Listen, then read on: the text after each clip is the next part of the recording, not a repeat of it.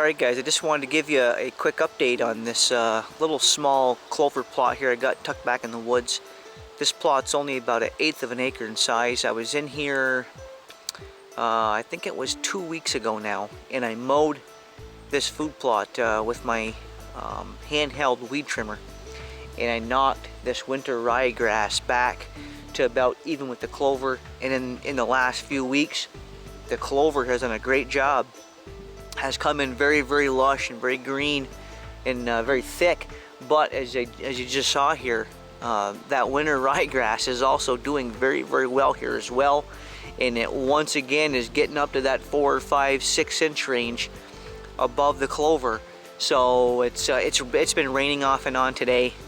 Everything's real wet in here. I'm not going to do it today, but the next opportunity I have when it's dry out within the next week, I'll be back in here with my weed trimmer remowing this food plot, because I want to keep ahead of the curve on these ryegrasses in here. I don't want to let these get too far out of control. So I am going to come back in here the next time I get decent weather when it's dry out, and I am going to mow this clover plot again, and that should buy me some more time until I come in here with my backpack sprayer and put in some weed and grass specific herbicide, which will only kill off those weeds and grasses and let this clover really, really flourish. But I want to wait until a little bit later in the year to do that, so I'll get a more effective kill when those weeds and grasses aren't really growing aggressively, which usually happens middle of summer. Hit them with spray at that time of year, you can get a very effective kill. But in the meantime, until we get to that point in the summer, I'm going to come in here and keep this mowed down, keep these weeds and grasses in check, and not let them grow up to the level where they're starting to go to seed.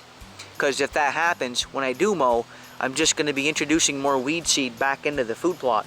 So by coming in here every couple of weeks, keeping the weeds and grasses at a manageable level, you don't allow those plants to go to seed, and it also buys you time until you can spray a little bit later on in the summer.